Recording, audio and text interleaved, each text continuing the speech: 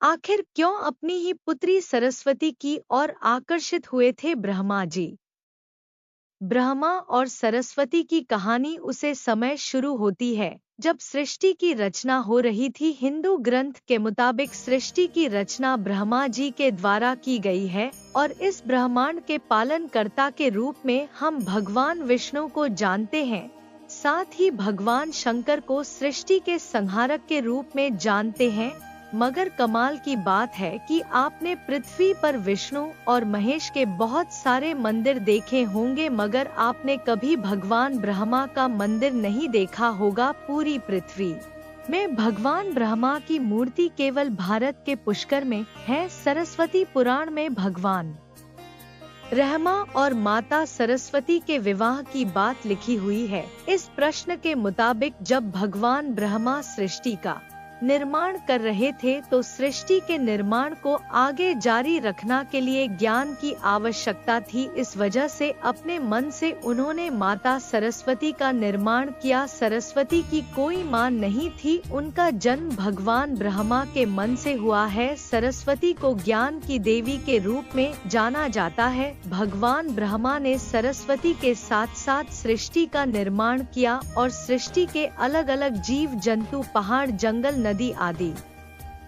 का निर्माण किया। इस निर्माण के दौरान भगवान ब्रह्मा देवी सरस्वती के रूप से आकर्षित हो गए। माता सरस्वती ज्ञान की देवी होने के साथ साथ रूप में भी बहुत आकर्षक थी, मगर सरस्वती का जन्म ब्रह्मा से हुआ है। इस वजह से जब भगवान ब्रह्मा सरस्वती की तरफ मोहित हो गए तब देवलोक में उनकी बहुत निंदा हुई। हालांकि इन सब के बावजूद ब्राह्मणी सरस्वती से विवाह किया।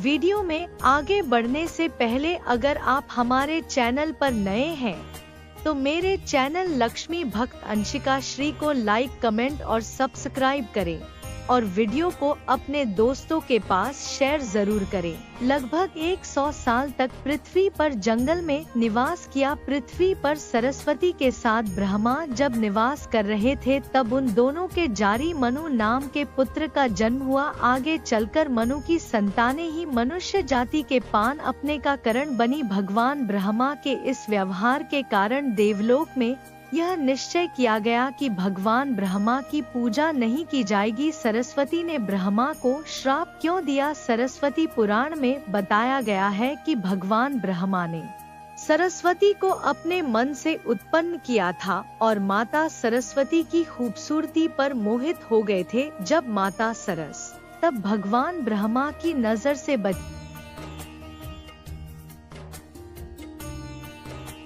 श्री को लाइक, कमेंट और सब्सक्राइब करें और वीडियो को अपने दोस्तों के पास शेयर जरूर करें।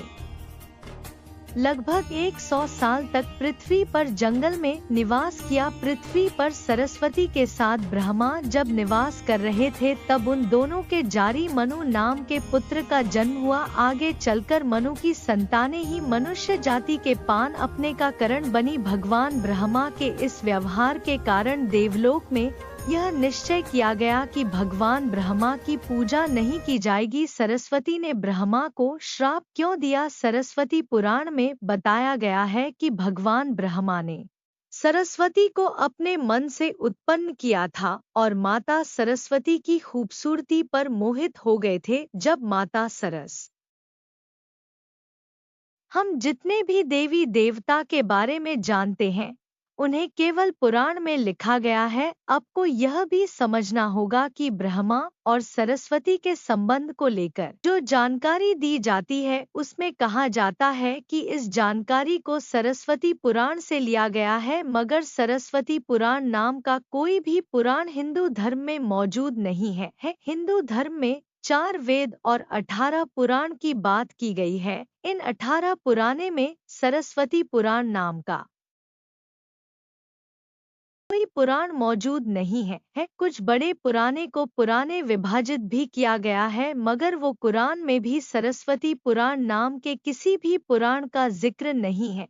कुछ जगह पर मत्स्य पुराण की बात की जाती है, मगर इस पुराण में भी आपको सरस्वती और ब्रह्मा के विवाह जैसी कोई जानकारी नहीं मिलेगी। ऐसे सवाल उठाता है कि ब्रह्मा और सरस्वती के बीच कौन सा संबंध है। इसके लिए आपको समझना होगा कि ब्रह्मा ने सृष्टि का निर्माण किया, अर्थात जब भगवान ब्रह्मा इस सृष्टि का निर्माण करने बैठे तब विष्णु और महेश के अलावा कुछ भी इस दुनिया में मौजूद नहीं था। ऐसे में अगर उन्हें सृष्टि को आगे चलने के लिए किसी भी पुरुष और स्त्री की आवश्यकता होगी तो उन्हें अपने माँ से उसकी रचना करनी होगी। इसी वजह से भगवान ब्रह्मा ने माता सरस्वती, नारद, मनु, जामवंत, सनत, संदन, सनातन, सनत कुमार जन्म अपने मन से किया और पृथ्वी को आगे संचालित करने के लिए धरती पर भेजो। इस पृथ्वी पर ज्ञान के संतुलन को बनाए रखना के लिए उन्होंने माता सरस्वती को अपने साथ रखा और साथ रहने वाली स्त्री को पत्नी का दर्ज दे दिया गया। सरस्वती ब्रह्मा जी की पत्नी है या बेटी।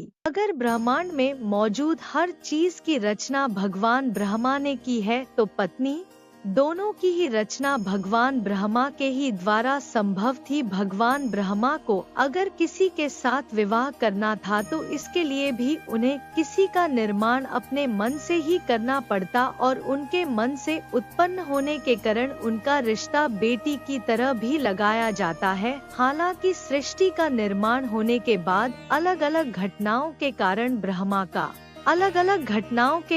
ब्रह्मा का विवाह 5 बार हुआ था। इस वजह से उनकी कुल 5 पत्नियां थी, जिनमें सरस्वती, सावित्री, गायत्री, श्रद्धा, मेधा थी। ब्रह्मा जी की पूजा क्यों नहीं होती है इस पृथ्वी पर? आपने अक्सर भगवान विष्णु या भगवान शंकर के मंदिर को देखा होगा। आपने कभी भी भगवान ब्रह्मा के मंदिर को नहीं देखा होगा। आपको बता दें कि राजस्थान के पुष्कर में भगवान ब्रह्मा का एक मंदिर है। वह मंदिर 3 झीलों से घिरा हुआ है। प्रचलित कथा के मुताबिक सृष्टि का निर्माण करने के बाद वज्रनाश नाम के एक राक्षस ने धरती पर खूब उत्पात मचाया था। जब इस राक्षस ने भगवान ब्रह्मा के साथ दुर्व्यवहार शुरू कर दिया तब ब्रह्मा जी ने वज्रनाश का वध कर दिया और इस दौरान उनके कमल के दिन टुकड़े धरती पर आकर गिरे, जिससे बड़े बड़े झील बन गए। आज ये स्थान भारत के पुष्कर नाम के इलाके में है